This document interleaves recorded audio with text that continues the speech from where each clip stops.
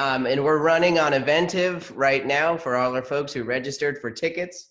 For Out Loud, I am thrilled to bring to you 4 phenomenal women. My name is Nathan Bruemmer. I use he, him pronouns. I'm one of the co-founders along with my co-host, Caden Rodriguez, who's behind the camera, making sure everything works for this tonight. We are excited to bring to you a talkback, a Q&A with 4 folks that brought to this, our inaugural Tampa Bay Transgender Film Festival, our lead film, our film that we found out so far, although the festival's not done for another 24 hours plus, has sold the most tickets. I am thrilled. I think best for each of you to introduce yourself to our audience that's watching. And if you're on Eventive, you can leave some questions in the chat there that'll get sent to me. And some of you already sent some questions in, and we'll talk about the film. I don't know who wants to start first and say hello. Jordan, you're off mic. You want to introduce yourself first? Sure. My name is Jordan Balagot. I was the composer on the film, and I am also in the chorus, as a founding member. Gail, you want to go next? Sure. I'm Gail Willumsen. I use she, her.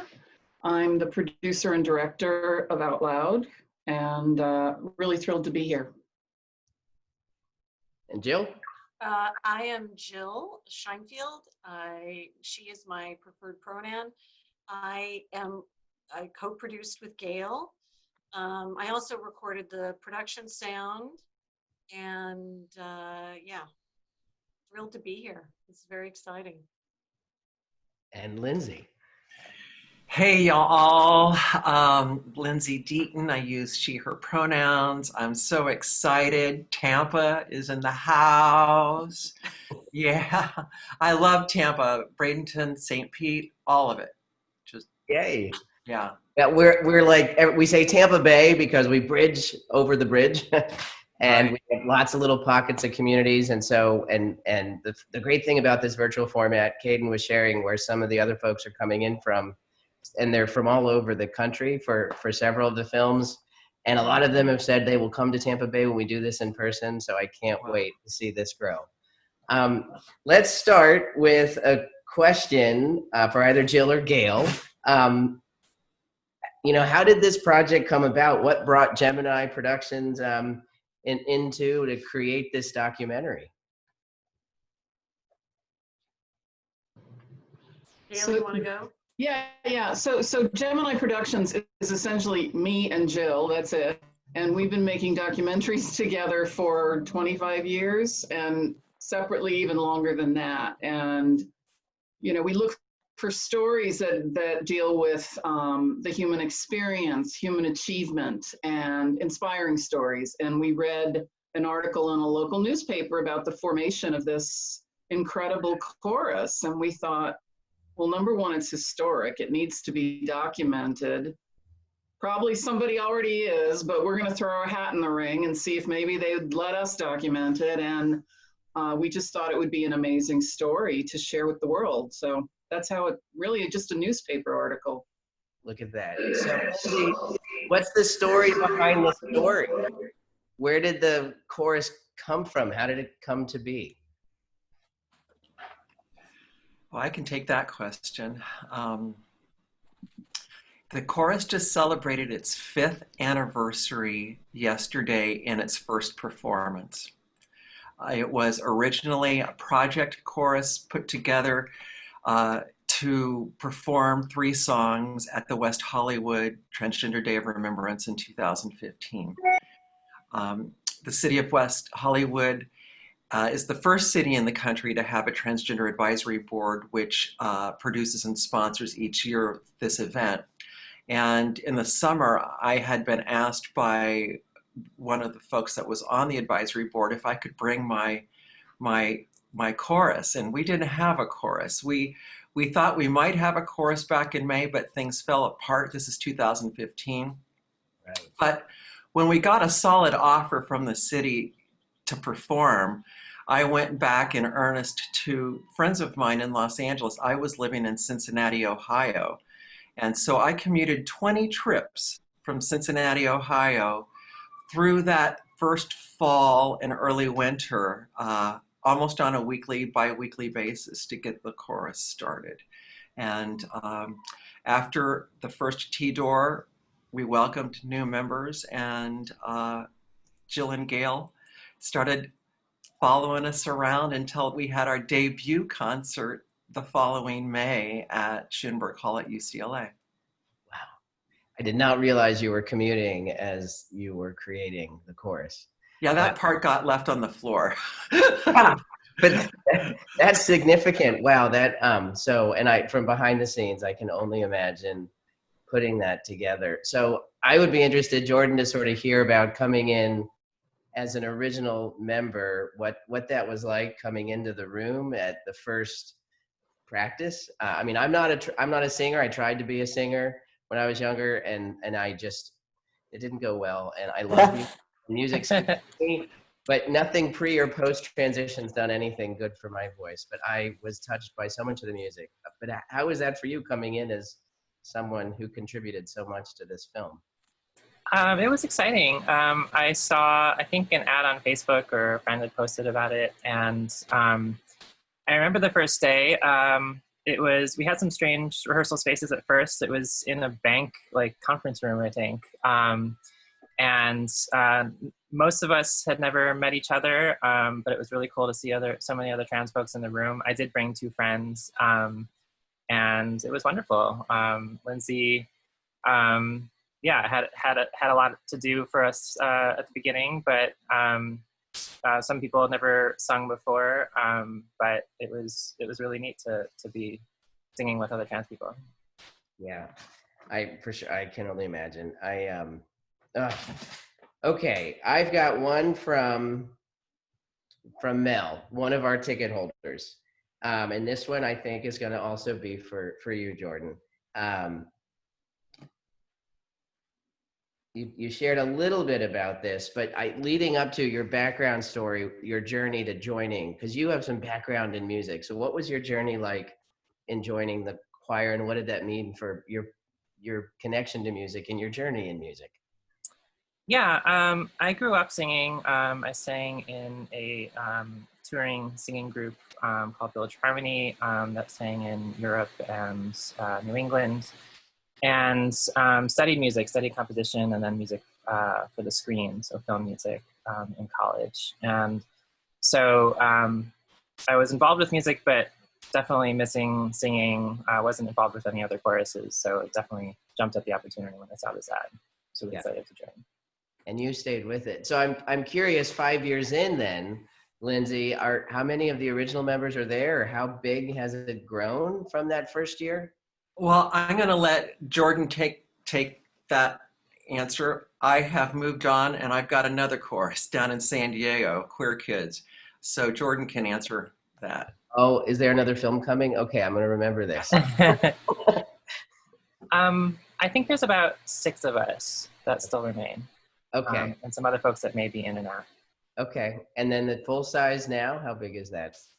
It's a little bit hard to say because of the pandemic. We are still rehearsing every week on Zoom. The beginning of the pandemic, we had close to 40, but I'd say participants on Zoom are closer to 20 these days. Okay. So not that necessarily this was intentional, but I'm going to now pass it back to Jill and Gail. I'm kind of curious, some other projects you might be working on. I hadn't realized Lindsey had a new choir, a new chorus, but are there any things that we could tease a little bit that are coming or in the works for you guys? Well, COVID has kind of put the brakes on a lot of stuff. So there's nothing in the immediate works, no, sadly.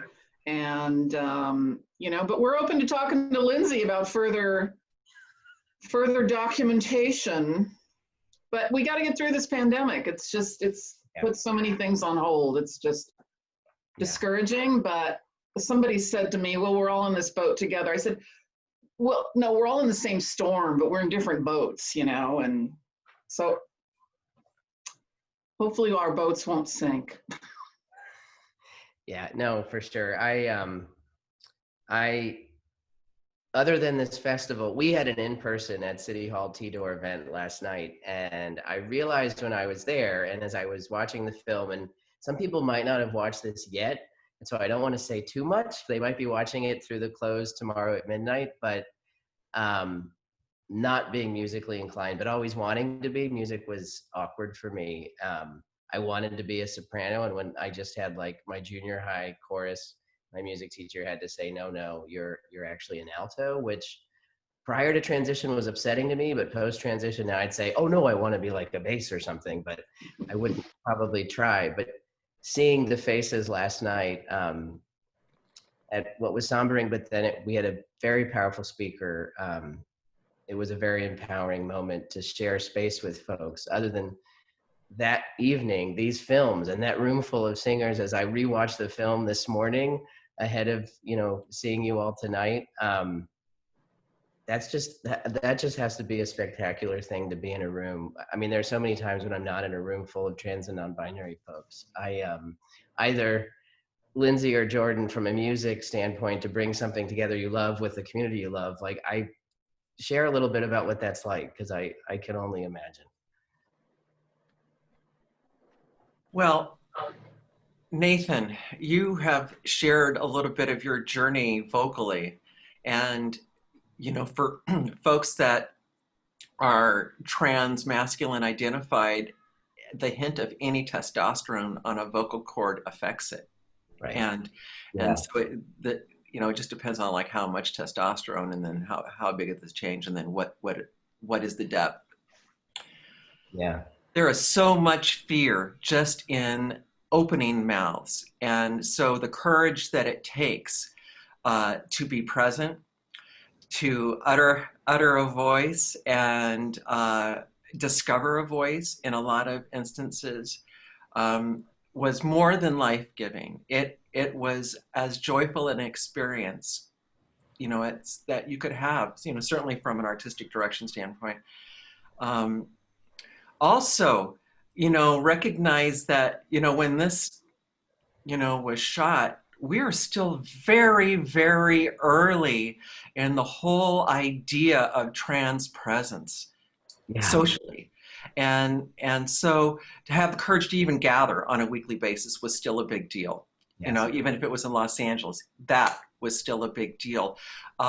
We were a chorus that once you gave us your information, we would let you know where we rehearsed. There were choruses in America that were absolutely discreet, where they never share. In fact, some choruses, the Butterfly Music Trans Chorus in Boston, which sort of preceded the Trans Chorus of Los Angeles, there's been a lot of iterations of trans choruses in the country, which is a good question to ask.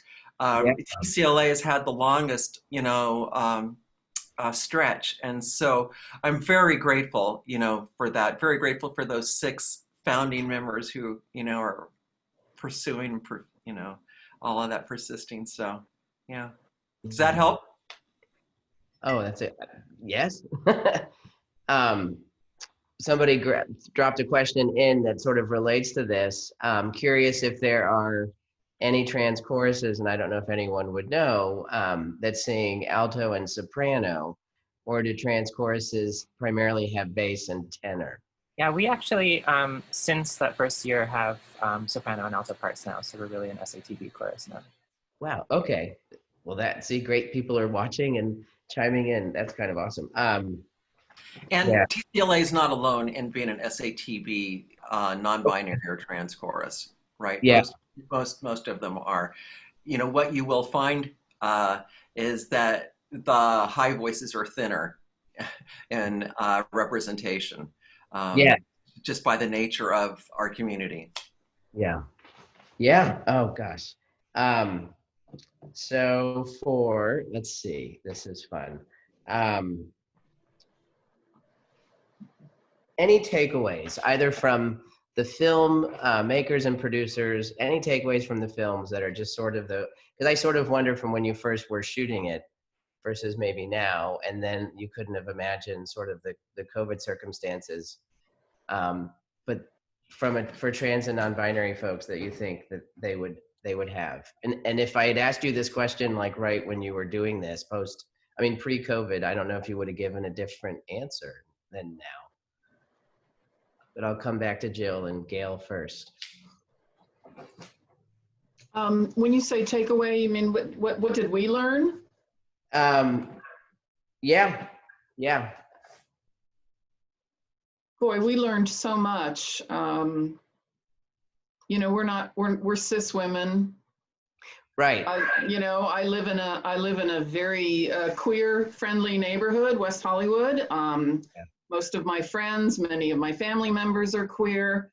But I didn't really know the trans community. I knew a few trans individuals, acquaintances. And so for me, this was an entire education in what it means to be trans. And the chorus was so diverse, It was men, it was women, it was non-binary, it was old, it was young, it was professional, it was folks kind of right out of high school. And the way they came together was just so inspiring, and so it was so uplifting that people that in some ways were so diverse could come together and share their common, that which they had in common. Yeah.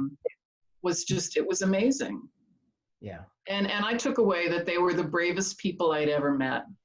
Fucking anywhere. They were the bravest people I'd ever met.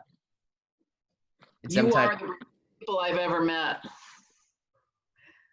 I have some really phenomenal friends who are allies, and sometimes they have a very unique perspective to share ally to ally. And so I want to go to Jill as well, and then I've got some other questions that are dropping in the live questions. Jill, what about you, takeaways in bringing this film to life?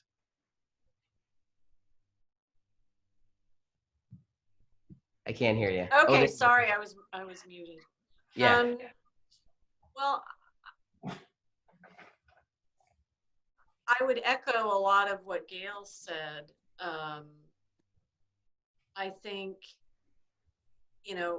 I'm not a singer, and so, but I love music, and I think it was just, for me, it really felt like a privilege that we were there filming this historic group of singers, and that was really exciting, and it was incredibly moving and touching that so many people shared their stories with us, their personal stories, and that was just it was very moving and incredibly powerful. Yeah. Yeah. Thank you for that. Yeah, when we had a trans, we had a trans and non-binary screening committee. We reached out to the community across both Tampa and St. Pete, and we even had somebody join us from Orlando, finding the stories within our stories. And the 5 films are very different. And I don't know if you're able to, wherever you are, to view them. So you're happy to join us and sign up for a ticket before midnight tomorrow.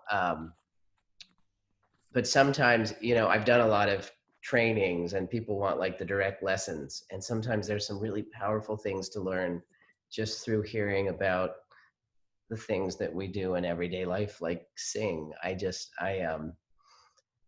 appreciate both your answers with that. We have 2 questions, one for Lindsey, one for Jordan. And so, gosh, I could actually ask either of you this from different perspectives.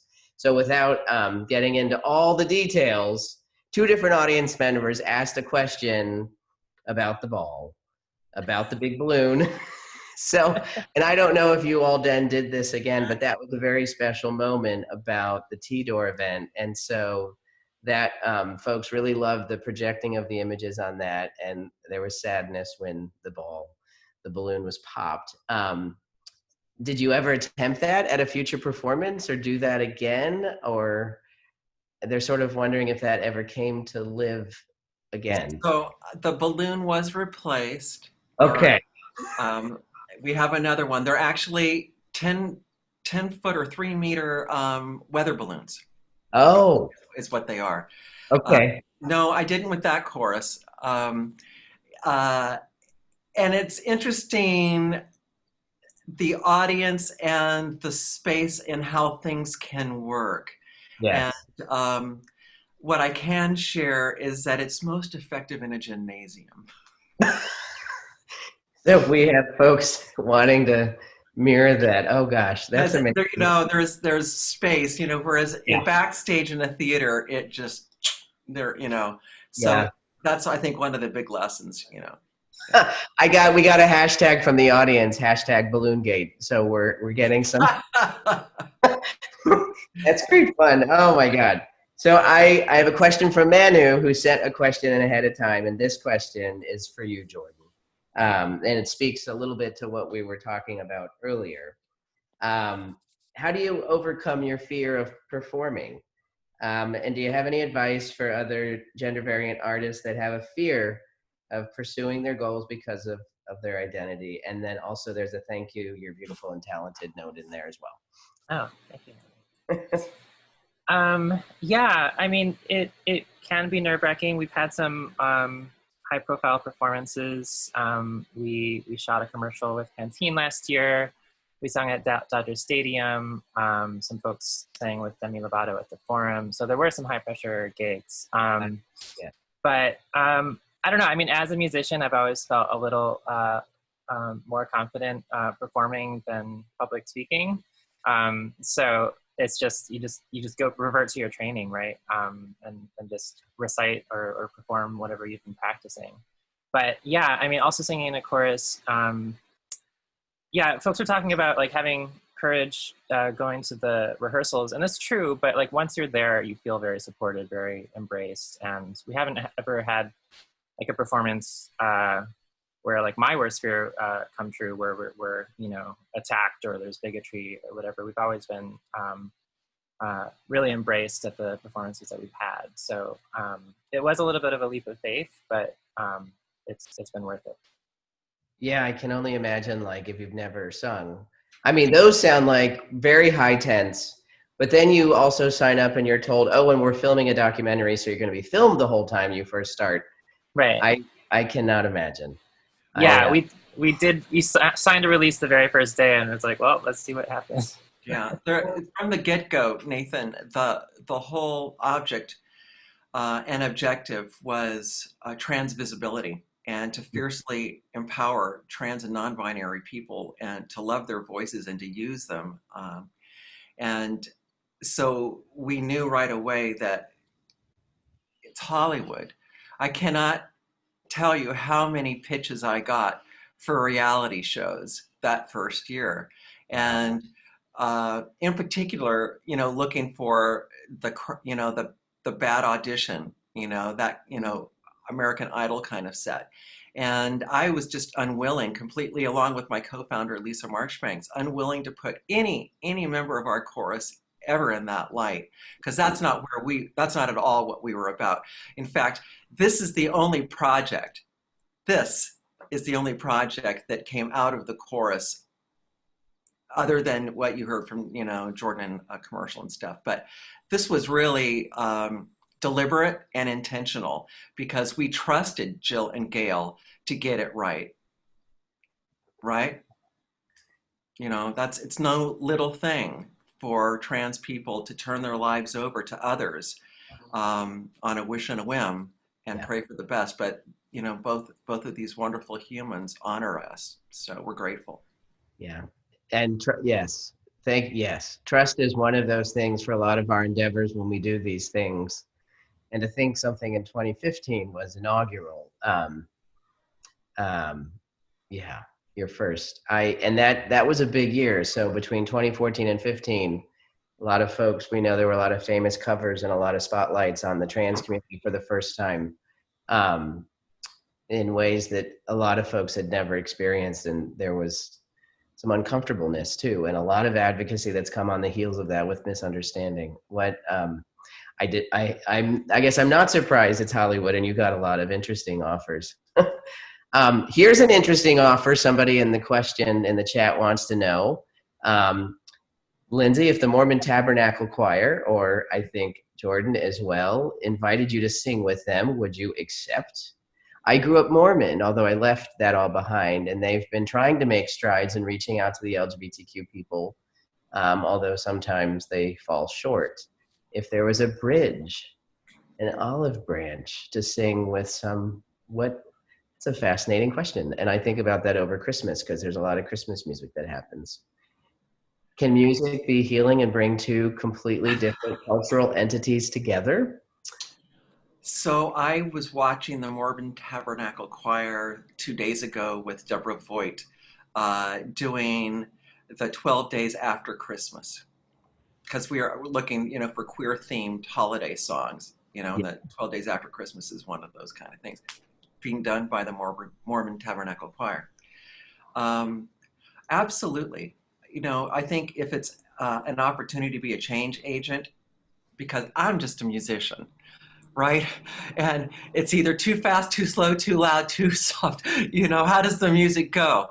And that's my job, is how does the music go? Yeah. And doesn't matter, who you believe, what you believe, how you present, music's music. Good music's good music.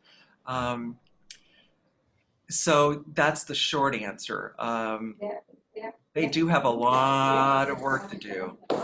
The Mormon Church, with regard to trans people, has a lot of work to do. Yeah. Yeah. Jordan, would you take that invite? I don't know a ton about them. I know they're very renowned, so I'd probably want to do a little more research, but I'd be open to it. Yeah. How about this? Has the Biden-Harris administration called you to maybe perform for the inauguration? So how about that? It's funny. We were actually in the same room with Biden because we sang the national anthem for the CNN LGBTQ town hall. I know. Back in the primaries. So sure, yeah, we we would happily sing for him. We're going to get this out on social media and boost that all over the place. All right, yeah, make a hashtag. I would love that. Those both kind of came in in the chat. I'm loving people dropping the questions in. Caden, keep them coming. That's great. So I'm kind of curious. Let's bridge the current to the future for both, because we talked about future films. But Lindsey, you talked about a new project you're doing, and you have had a career in music that has spanned decades, and in working now with youth.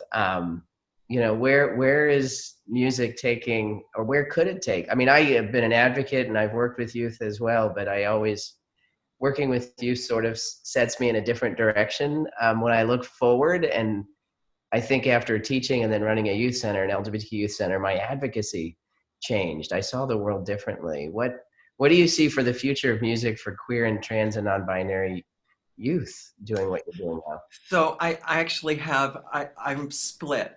Okay. I have the only queer youth chorus in the state of California is in San Diego. And so I've got a group of kids that is from 14 to 18. And we've been meeting all through COVID. We took a 2-month hiatus during summer, but we're back hitting it hard, doing original songwriting and spoken word creation for a project that'll be released in January.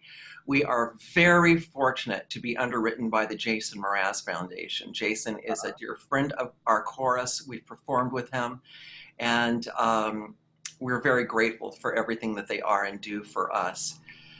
My professional, though, eye is on creating spaces for professional trans and non-binary opera singers. And so I'm currently working on a project that's been funded by MAP for the Prototype Festival in New York City in January of 2022. And it's called the Transvagina Diaries. And we had the initial iteration of the Transvagina Diaries this year spoken. And we had 14 actors come in offering about 90 minutes worth of monologues and group pieces. Yeah. And we're taking that material and working with a librettist and a couple of composers to put together a art song cycle of about 75 minutes. And then we're looking at world-class opera singers. Lucia Lucas will come in maybe from Germany, etc. So that's the whole idea, is how do you create opportunity and spaces professionally, so that the folks that are in conservatories or pre-professional programs right now have a place to go work. You know, TV's doing a really good job of that, Yeah. right? But in the professional music scene, we're not there yet. Yeah. Oh, amazing. We've got, I'm going to put that in my head. And if I can be in New York City in 2022, I'm going to find a way. Jill and Gail, we have a question in the chat for you all. As allies who have a unique amount of time and experience with trans folks to tell parts of our stories, what would you want to share with other potential allies who are looking to support but are maybe hesitant? And I would ask you that just as allies, but you know, elevating trans stories as filmmakers when, you know, there are so few opportunities to do documentaries for the community as well. So I'd ask you just as humans, but I'd also ask you that question as filmmakers.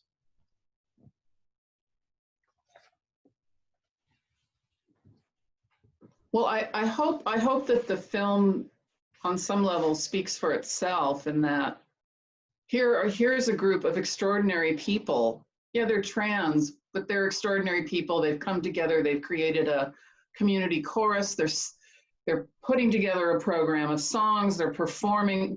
They are us on some level. I mean, why are you hesitant, I would say? In what does your hesitancy reside? Where does that come from?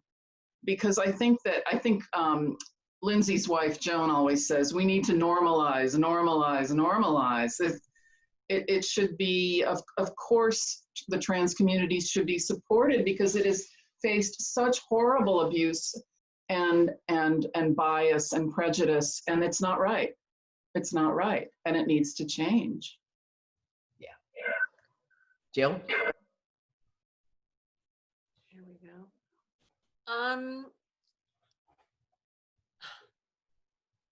Well, I mean, Gail articulates everything so well.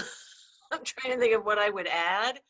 I think if someone's feeling hesitant, number one, maybe they could start and watch our film. You know, let's start there. And maybe that might help an ally who's not sure about how to support the trans community.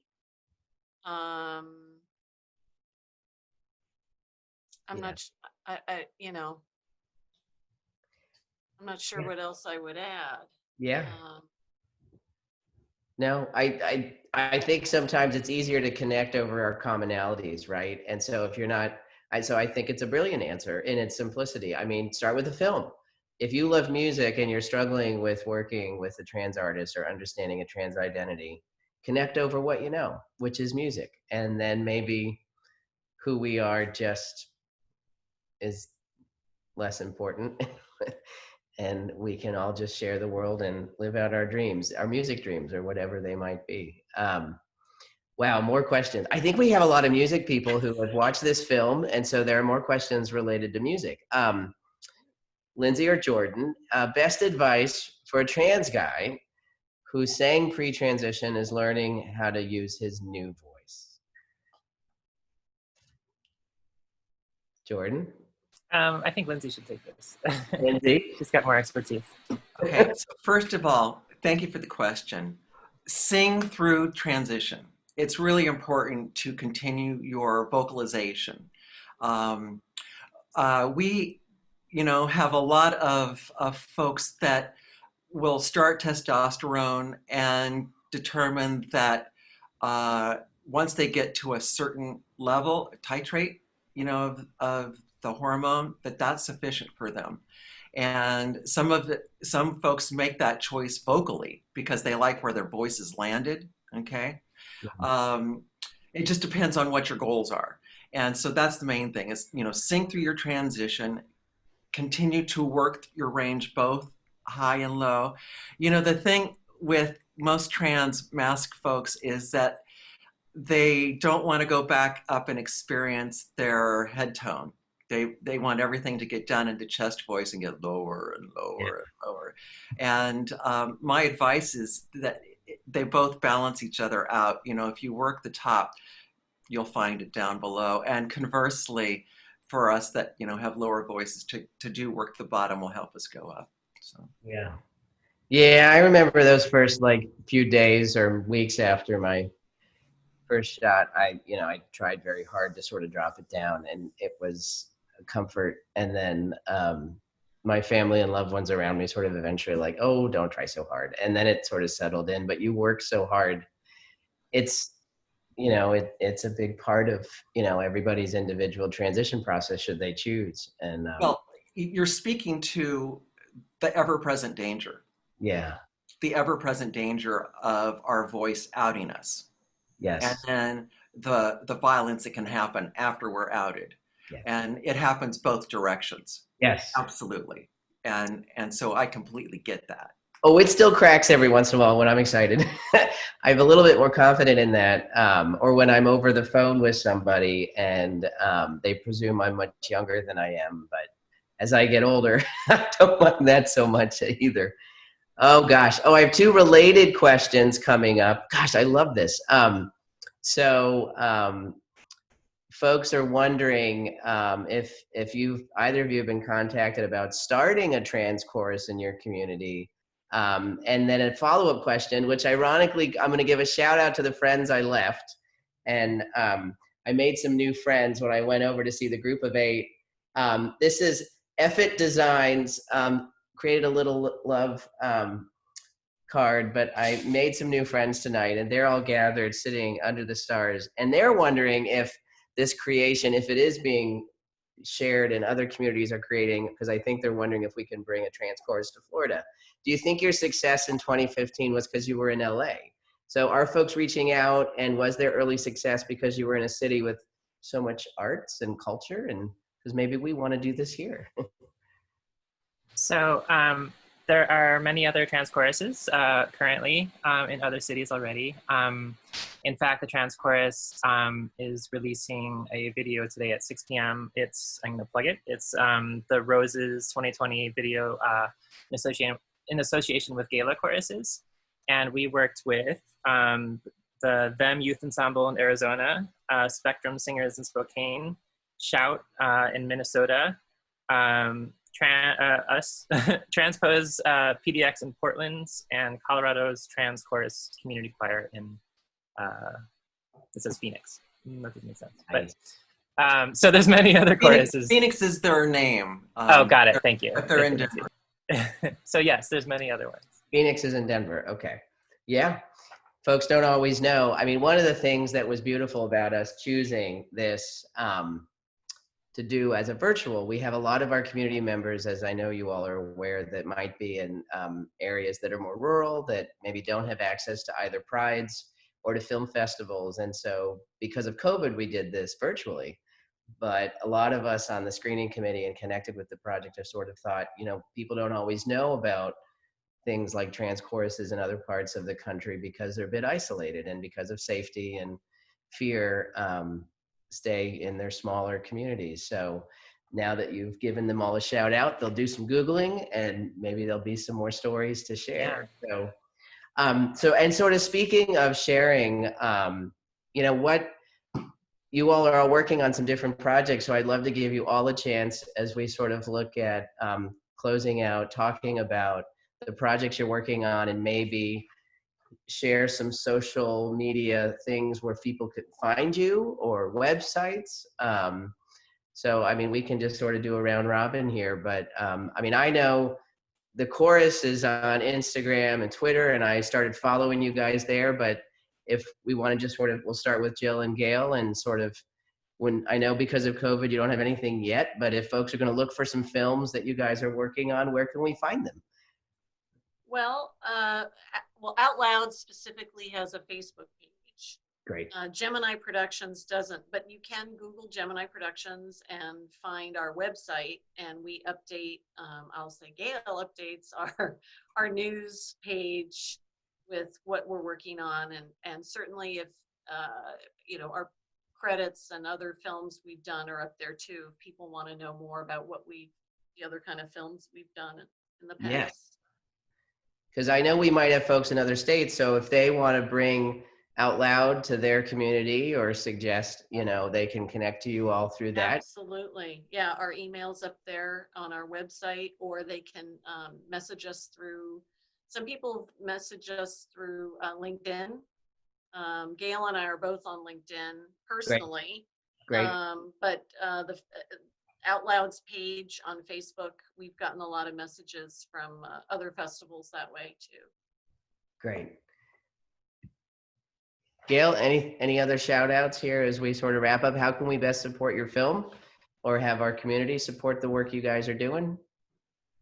Well, honestly, just having the film seen around the country like this, I just applaud all the festivals that decided to take this brave move and go virtual.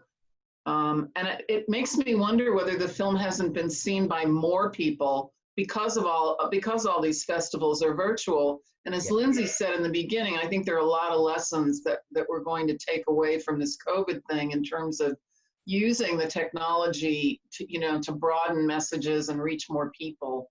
Yeah. So I just applaud you. Congratulations on the inaugural Transgender Film Festival. Thank And thank you for going virtual and making sure it happened. Oh my God, thank you. Yeah, when we decided to do this, it'd been sort of a dream as a part of other trans outreach and programming, both Tiglath and St. Pete Pride had been doing, and this was a collaboration project. And when they reapproached us this year, and it was, much shorter turnaround than you might expect, that we sort of pulled it together and found sponsors. But we've been doing the work for a while, and when we called the sponsors, they all said yes. So we were thrilled. Lindsey, you dropped some of your social media things in there. Yeah, Jill, sorry, go ahead. I just want to add one thing. Yeah. If any viewers, any watchers know people in Australia, Out Loud is streaming in Australia this same weekend for Tidor. And actually with the time difference, for all I know, it's over in Australia, but maybe there's a few hours left. So I just thought it was so, Gail talks about,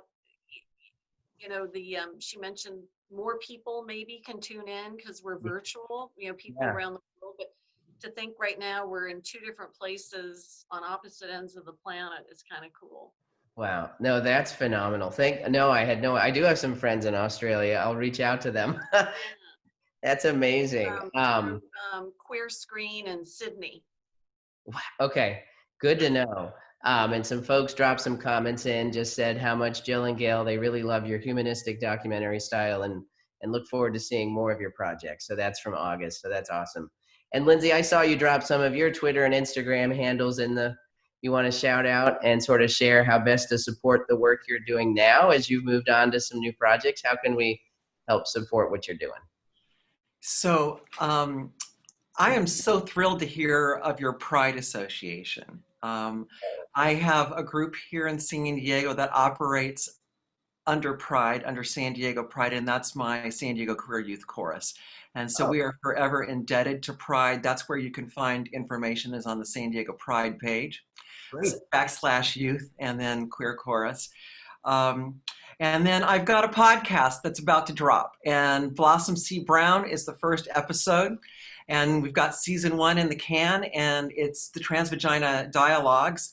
And the website is transdialogues.com. It's on Table Cakes, and you can find it wherever you get your podcasts. And I do have the Transvagina Diaries show coming up, and that will be for Transgender Day of Visibility 2021. And then we go into an opera workshop next November. So looking forward to it. I love all of those projects for reasons that we don't have time, but I may just reach out to you, open an invitation for both your chorus and also for the LA Trans chorus as well, like when it's safe to do so. If we need to find sponsorship, I would invite you to come on the road and come to sunny St. Pete. That's phenomenal. So I'm going to probably, Lindsey, reach out to you again to support that work you're doing for sure.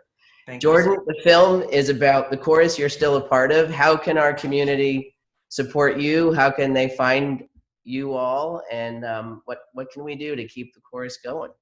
Thanks. My personal handle is Jordan314 on Instagram and Twitter. And then the Trans Chorus, their website is transchorusla.org. And they're on the various platforms as well.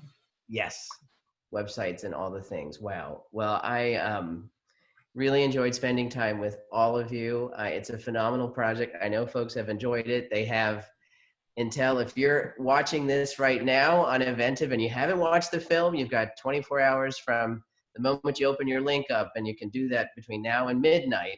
So while you still have a chance, and if you've enjoyed what you've heard today, please support all the projects and the work all of our phenomenal guests are doing. And we have a few of those free tickets still remaining. And so if you like what you've heard or you've seen the film, send your friend a tweet or something. And if we can get this to a sellout, that would be a win. We're on our way there for sure. Lindsey, Jordan, Jill, and Gail, thank you so much for spending time. Caden also says thank you. And from all of the folks supporting the work we're doing, thank you for supporting the trans and non-binary community. This was amazing. Thank you so much. Thank you. It was a pleasure, a delight, an honor. Thanks. Yeah, thank you. Thank you, thank you. Be well, be safe, and we'll see you when we can again. Hopefully an in-person Tampa Bay Transgender Film Festival someday in the future. Take care, all. Thanks, Bye. Nathan.